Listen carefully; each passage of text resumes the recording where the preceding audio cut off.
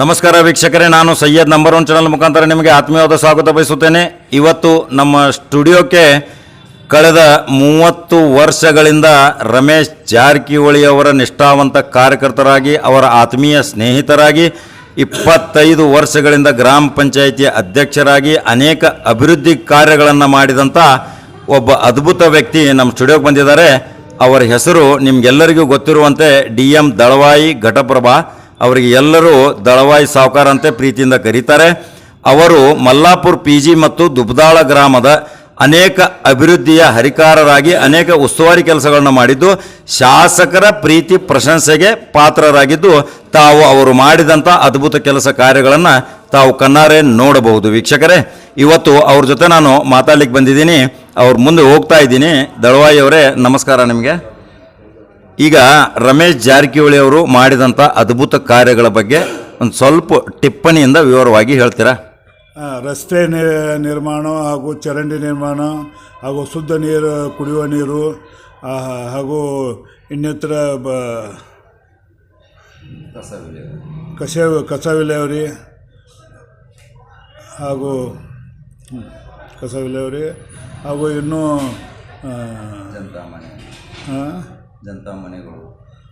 ಜನತಾ ಮನೆಗಳು ಮತ್ತು ಬೀದಿ ದೀಪ ಇವುಗಳನ್ನು ರಮೇಶ್ ಶಾಸಕರಾದ ರಮೇಶ್ ಜಾರಕಿಹೊಳಿ 25 ವರ್ಷದಿಂದ ಅವರು ನಮಗೆ ಸಪೋರ್ಟ್ ಮಾಡಿ ನಮ್ಮಲ್ಲಿ ಅದ್ಭುತ ಕಾರ್ಯಕ್ರಮಗಳನ್ನು ಮಾಡಿದ್ದಾರೆ. ಇನ್ನೂ 8 ಕೋಟಿ ರೂಪಾಯಿ ಸ್ಯಾಂಕ್ಷನ್ದಾಗೈತಿ. ಅವು ಈಗ ಸದ್ಯಕ್ಕೆ ಬಿಡುಗಡೆ ಮಾಡ್ತಾರೆ. ಭಯಂಕರ ಅವರ ಕೆಲಸಗಳು ಮಾಡ್ಯಾರ ಅಂತೇಳಿ ನಾನು ಈಗ ಅವರು ಆರಿಸಿ ಬರುವುದು ಖಚಿತ ಅಲ್ವಾ? ಖಚಿತ. ಬಹುಮತದಿಂದ ಬರ್ತಾರೆ. ಆರಿಸಿ ಬಂದ ಮೇಲೆ ಅವರು ಯಾವ ದೊಡ್ಡ ಹುದ್ದೆ ತಗೋಬಹುದು? ಆರಿಸಿ ಬಂದ ಮೇಲೆ ಅವರು ಉಪಮುಖ್ಯಮಂತ್ರಿ ಹಾಗೂ ಬೆಳಗಾವಿ ಉಸ್ತುವಾರಿ ಮತ್ತು ಜಲಸಂಪನ್ಮೂಲ ಮಂತ್ರಿ. ನೋಡಿ ವೀಕ್ಷಕರೇ, ಈಗಾಗಲೇ ಅವರು ಮಾಡಿದಂಥ ಅದ್ಭುತ ಕಾರ್ಯಗಳು, ಕಳೆದ 5 ಸಲ ಶಾಸಕರಾಗಿದ್ದು 6ನೇ ಬಾರಿ ಈಗ ಚುನಾವಣೆಗೆ ಸ್ಪರ್ಧೆ ಮಾಡಿದ್ದಾರೆ. ಅವರಿಗೆ ಜನರ ಬೆಂಬಲ, BJPಯ ಅಲೆ, ಘಟಪ್ರಭಾ, ಮಲ್ಲಾಪುರ PG, ಪಾಮಲ್ದಿನಿ, ದುಬ್ದಾಳ್ ಅದರ ಸವಿಸ್ತಾರವಾದ ವರದಿಯನ್ನು ಹೇಳ್ತಾ ಇದ್ದಾರೆ.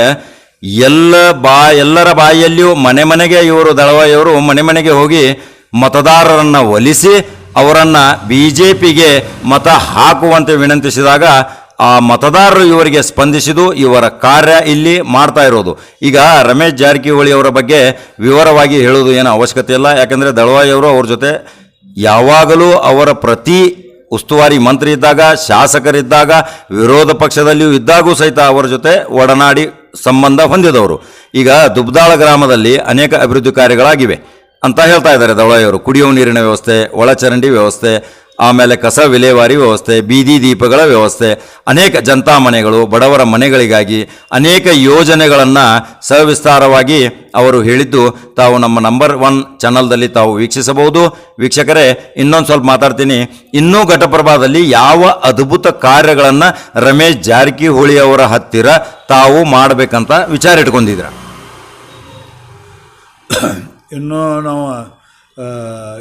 ಇನ್ನೂ ಬೈಪಾಸ್ ರೋಡ್ ಹಾಗೂ ಊರಾಗ ಇನ್ನೂ ಸ್ವಲ್ಪ ಕೆಲಸಗಳದಾವೆ. ಅವು ಕೆಲಸಗಳ ಈಗಾಗಲೇ ಮಲ್ಲಾಪುರ PGಗೆ 10 ಕೋಟಿ ರೂಪಾಯಿ ಅನುದಾನ ಬಂದೈತಿ, ಕಿರಿಯೋಜನೆ ಆಗೈತಿ. ಮುಂದೆ ಆ ಕಿರಿಯೋಜನೆದಾಗ ಸಾರ್ವಜನಿಕ ಸಂಶಾನ ಒಂದು 30 ಲಕ್ಷ ರೂಪಾಯಿ ಇಡಾತಿದ್ವು. ಮತ್ತು ಜೈನ ಸಂಶಾನಕ್ಕೆ 10 ಲಕ್ಷ ಹಾಗೂ ಲಿಂಗಾಯತ ಸಮಾಜದ ಸಂಶಾನಕ್ಕೆ ರೋಡು ಹಾಗೂ ಎಲ್ಲ ಸಂಶಾನಗಳಿಗೂ ರೊಕ್ಕ ಬಿಡುಗಡೆ ಮಾಡಿದ್ವಿ ಅದಕ್ಕೆ. ಮತ್ತು ಇನ್ನೂ ಊರಾಗ ಬೈಪಾಸ್ ರೋಡ್ಗಳು ಇನ್ನೂ 15 ಕೋಟಿ ರೂಪಾಯಿ ಯಡಿಯೂರಪ್ಪ ಬಂದ ಮೇಲೆ ಮತ್ತು 25 ಕೋಟಿ ರೂಪಾಯಿ ಬಿಡುಗಡೆ ಮಾಡ್ಯಾರು. ಅದ್ರಾಗ 10 ಕೋಟಿ ಬಂದೈತಿ. ಇನ್ನೂ 15 ಕೋಟಿ ಬರ್ತಾಯಿತಿ. ಅದನ್ನೇನು ಮಾಡ್ತೀವಿ ನಾವು? ಬೈಪಾಸ್ ರೋಡು ಊರಾಗ ಟ್ರಾಫಿಕ್ ಭಾಳ ಆಗಲೈತಿ. ಬೈಪಾಸ್ ರೋಡು ಇವ ಹೆಚ್ಚಿನ ಪ್ರಮಾಣದಲ್ಲಿ ಕೆಲಸ ತೊಗೋತೀವಿ ನಾವು. ಮತ್ತು ಇವರು ಉಪಮುಖ್ಯಮಂತ್ರಿ ಆಗೋದ್ರಿಂದ ನಮ್ಮೂರಿಗೆ ದುಬ್ದಾಳ್ ಮತ್ತು ಮಲ್ಲಾಪುರ PG, ಪಾಮದಿನಿಗೆ ಅತಿ ಇನ್ನೂ ಹೆಚ್ಚಿನ ದಗದಾಗೋ ನಿಶ್ಚಿತ. ಅದರಿಂದ ಎಲ್ಲರೂ ಭವಿಷ್ಯ ಇಟ್ಕೊಂಡು ಕೂತಾರೆ. ಅವರು ಉಪಮುಖ್ಯಮಂತ್ರಿ ಕೆಲಸ ಭಾಳ ಆಗ್ತಾವೆ ಅಂತೇಳಿ ಅದರಿಂದ ನಮ್ಮ ಬಿ.ಜೆ.ಪಿ ಪಾರ್ಟಿಗೆ ವೋಟ್ ಹಾಕಲಿಕ್ಕೆ ಎಲ್ಲ ಊರಿನ ಜನರ ಬಿ.ಜೆ.ಪಿ ವೋಟ್ ಹಾಕಲಿಕ್ಕೆ ಎಲ್ಲ ಸವಿಸ್ಕಾರವಾಗಿ ನಾವು ಅವ್ರ ಮನೆಗಳಿಗೆ ಹೋದಾಗ ನಾವು ಬಿ.ಜೆ.ಪಿಗೆ ವೋಟ್ ಹಾಕ್ತೀವಿ. ನಮ್ಮ ತಳಿಕಿಂದ ನಮಗೆ ಪ್ರತಿಜ್ಞೆ ಮಾಡಿ ಹೇಳತ್ತಾರ ಅವ್ರು, ನಾವು ಬಿ.ಜೆ.ಪಿಗೆ ವೋಟ್ ಹಾಕ್ತೀವಿ, ನೀವೇನು ಬರೋ ಜೋರ್ತಿಲ್ಲ, ನಾವು ಬಿ.ಜೆ.ಪಿಗೆ ವೋಟ್ ಹಾಕ್ತೀವಿ. ಅದು ಕಳಿಸಿಂದ ನೀವು ಎಲ್ಲರೂ ಕೂಡಿ ನಮ್ಮ ಗೋಕಾಕ್ ಕ್ಷೇತ್ರದ ಜನರ ಎಲ್ಲರೂ ಕೂಡಿ ರಮೇಶಣ್ಣ ಜಾರಕಿಹೊಳಿಗೆ ವೋಟ್ ಹಾಕಿ ಆರಿಸ್ತರಬೇಕಾಗಿ ವಿನಂತಿ. ನೋಡಿ ವೀಕ್ಷಕರೇ, ಇಷ್ಟೊಂದು ಒಳ್ಳೆ ಅದ್ಭುತ ಕಾರ್ಯಗಳನ್ನ ಮಾಡಲಿಕ್ಕೆ ಈಗಾಗಲೇ ರಮೇಶ್ ಜಾರಕಿಹೊಳಿ ಅವರ ಹತ್ರ ಇವರು ವಿನಂತಿ ಮಾಡಿದ್ದಾರೆ. ಆ ರೀತಿ ಅನೇಕ ರೀತಿಯ ಉದ್ಯಾನವನದ ಕೆಲಸ ಇದೆ. ಹೊಸ ನೂತನ ಮಲ್ಲಾಪುರ ಪಟ್ಟಣ ಪಂಚಾಯಿತಿಯ ನೂತನ ಕಟ್ಟಡವೂ ಸಹಿತ ಆಗೋದಿದೆ. ಇನ್ನೂ ಅನೇಕ ಅಭಿವೃದ್ಧಿ ಕಾಮಗಾರಿಗಳ ಬಗ್ಗೆ ಹೊಸ ಟಿಪ್ಪಣಿಯನ್ನು ಸಹಿತ ಕೊಟ್ಟಿದ್ದಾರೆ. ಅವರು ಉಪಮುಖ್ಯಮಂತ್ರಿ ಆದ ತಕ್ಷಣ ಘಟಪ್ರಭಾ ದುಬ್ದಾಳ್ ಸಂಪೂರ್ಣ ಒಂದು ಮಾದರಿ ಗ್ರಾಮ, ಮಾದರಿ ಪಟ್ಟಣ ಪಂಚಾಯಿತಿ ಆಗುವುದರಲ್ಲಿ ಸಂದೇಹವಿಲ್ಲ ಅಂತ ಹೇಳ್ತಾ ಇದ್ದಾರೆ ದಳವಾಯಿಯವರು. ಆ ದಳವಾಯಿಯವರು ಈ ವಿಷಯಗಳನ್ನು ಹೇಳಿದ ತಕ್ಷಣ ಮತದಾರರು ಈ ಮತವನ್ನು BJPಗೆ ಮೀಸಲಿಟ್ಟಿದ್ದಾರೆ ಅಂತ ಹೇಳಿದ್ದಾರೆ. ಅದಕ್ಕಾಗಿ ನಂಬರ್ 1 ಚಾನಲ್ ಮತ್ತೆ ಪದೇ ಪದೇ ನೋಡ್ತಾ ಇರಿ. ಹೊಸ ಸುದ್ದಿಗಾಗಿ ಇನ್ನೂ ಒಂದು ಸ್ವಲ್ಪ ಮಾತಾಡ್ತಾರಂತೆ. ಯಾವ ಅಭಿವೃದ್ಧಿ ಕೆಲಸಗಳು ಹೇಳ್ತಾರೆ ನೀವೇ ಕೇಳಿ ವೀಕ್ಷಕರೇ. ಇಲ್ಲಿ ನಮ್ಮ ಮಲ್ಲಾಪುರ PGಗೆ ಮತ್ತು ಘಟಪ್ರಭಾಕ್ಕೆ ನಮಗೆ ಸೈನ್ಸ್ ಕಾಲೇಜ್ ಬೇಕಾಗೈತಿ. ಕಾಲೇಜುಗಳು ಬೇಕಾಗ್ಯಾವ ಹೆಚ್ಚಿನ ಪ್ರಮಾಣ ಗೌರ್ಮೆಂಟ್ದ. ಅದನ್ನು ಸೈನ್ಸ್ ಕಾಲೇಜ್ ಮತ್ತು ಎಲ್ಲ ಕಾಲೇಜುಗಳು ಬೇಡಿಕೆ ಇಟ್ಟಿದ್ದೀವಿ ರಮೇಶ್ ಅಣ್ಣ ಜಾರಕಿಹೊಳಿ ಕಡೆ. ಆ ಸೈನ್ಸ್ ಕಾಲೇಜು ಎಲ್ಲ ಕಾಲೇಜುಗಳು ಮಾಡಿಕೊಡ್ತೀವಿ ಅಂತೇಳಿ ಹೇಳಿದ್ದಾರೆ. ಮತ್ತು ಆರೋಗ್ಯ ಕೇಂದ್ರ ಅಂದರೆ ಸರ್ಕಾರಿ ದವಾಖಾನೆ ಬೇಕಾಗೈತಿ. ಮೂಲ ಅಂದ್ರೆ ಇಲ್ಲಿ ನಮ್ಮ ಘಟಪ್ರಭಾದಾಗ ಅತಿ ಹೆಚ್ಚಿನ ಪ್ರಮಾಣ ಬಡವರಿದ್ದಾರೆ. ಘಟಪ್ರಭಾ, ದುಬ್ದಾಳ್, ಪಾಮದಿನಿ ಇಲ್ಲಿ ಸರ್ಕಾರಿ ದವಾಖಾನೆ ಇಲ್ಲ. ಸರ್ಕಾರಿ ದವಾಖಾನೆ ನಾವು ಬೇಡ್ಕೊತ ಭಾಳ ವರ್ಷದಿಂದ ಬಂದಿದ್ವಿ. ಈಗ ಈ ಸಲ ಅದು ಅರ್ಜಿನೂ ಐತಿ, ಸ್ಯಾಂಕ್ಷನ್ದಾಗೂ ಬಂದೈತಿ. ಅದನ್ನು ಸ್ಯಾಂಕ್ಷನ್ ಮಾಡಿಕೊಡ್ತಂತೇಳಿ ಅಂಬಿರಾವ್ ಪಾಟೀಲ್ ಬಂದಾಗ ಅವರು ಹೇಳಿದ್ರು. ನಂತರ ಶಾಸಕರ ಮುಂದೆ ಇದನ್ನು ಬೇಡಿಕೆ ಇಟ್ಟಿದ್ವಿ. ಅದನ್ನು ಈಗ ಆರಿಸಿ ಬಂದಗೈಲೆ ಅದನ್ನು ಸರ್ಕಾರಿ ದವಾಖಾನೆ ಮಾಡ್ತಂದರು. ಎಲ್ಲ ಬಡವರಿಗೆ, ನಮ್ಮ ಊರಾಯಿನ ಬಡವರಿಗೆ ಎಲ್ಲರಿಗೆ ರೊಕ್ಕ ಕೊಟ್ಟ ದವಾಖಾನೆಗೆ, ಬೇರೆ ದವಾಖಾನೆಗೆ ಹೋಗಿ ಇದನ್ನು ಇಂಜೆಕ್ಷನ್ ಮಾಡ್ಕೊಳಕ್ಕಾಗೋದಿಲ್ಲ.